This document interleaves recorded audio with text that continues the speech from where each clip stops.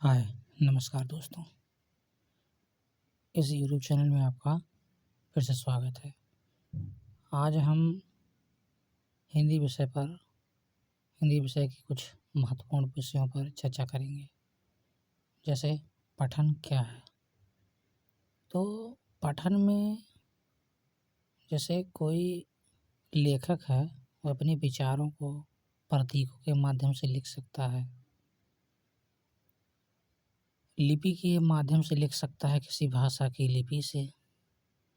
तो अगर पाठक अगर उन लिपियों को, उन प्रतीकों को, चिन्हों से उस लेखक की भावनाओं को समझ जाता है, तो इसका मतलब उसने उसको पढ़ लिया। तो इसी को कहते हैं पठन।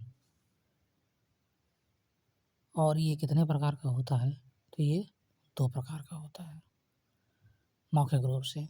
जैसे सस्वर, अगर मौखिक सस्वर और मौन, अगर वह बोल बोल करके पढ़ता है, मुख से उच्चारित कर करके, तो उसको बोलते हैं सस्वर पठन।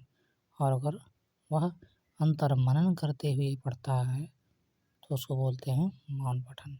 ठीक।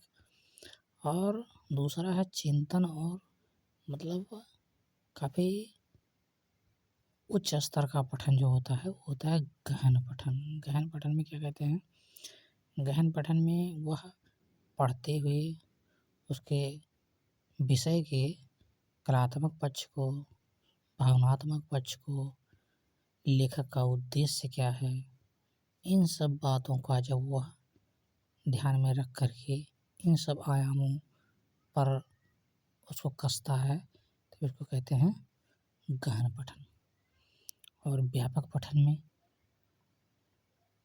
गहन पठन के साथ साथ वह और भी एनालिटिकल, मतलब विश्लेषणात्मक जो विश्लेषण भी करता है, तो उसको व्यापक पठन कहते हैं। और लेखन किसे कहते हैं? लेखन में लेखक अपने विचारों को किसी प्रतीकों के माध्यम से, चिन्हों के माध्यम से, जब किसी जगह पर, पत्थर पर, कागज पर, पत्तियों पर, पेड़ों पर, छालों पर लिख देता है और उसका कोई अर्थ होता है, तो उसे लेखन कहते हैं। अब अगला टॉपिक है वर्ण। वर्ण क्या है? तो वर्ण जो होता है, ये स्वर और व्यंजन ध्वनियों के मेल से मिलकर बनता है। स्वर और व्यंजन, या इसको ऐसा कहिए कि ध्वनि प्लस स्वर।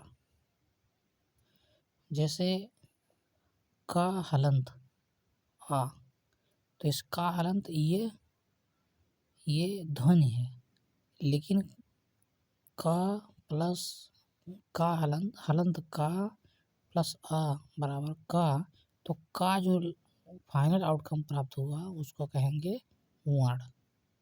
ठीक। अब शब्द क्या है? यदि दो वर्णों के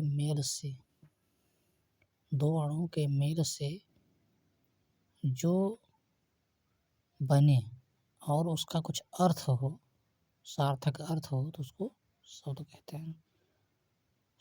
हैं। वाक्य। अब अगला आता है वाक्य। वाक्य किसे कहते हैं? वाक्य शब्दों के समुच्चय होते हैं। और वाक्यों में जो प्रयुक्त शब्द होते हैं उनको पद कहते हैं।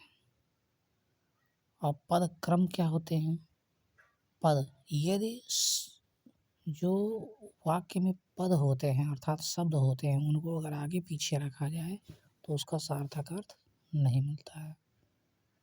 तो इसलिए उनका एक क्रम होता है, वे साथ साथ ही रखे जाएंगे, इसी को पदक्रम कहते हैं। और पदबंध में जैसे ये 3-4 शब्दों का एक ग्रुप होता है, समूह होता है, उसी को पदबंध कहते हैं। जैसे रोता हुआ बच्चा घर गया, तो ये जो रोता हुआ बच्चा है ये एक पदबंध है। ठीक। देवनागरी लिपि का विकास, देवनागरी लिपि का विकास जैसे ये मानव इतिहास हजारों साल पुराना है, वैसे देवनागरी लिपि का विकास भी हजारों साल पुराना है।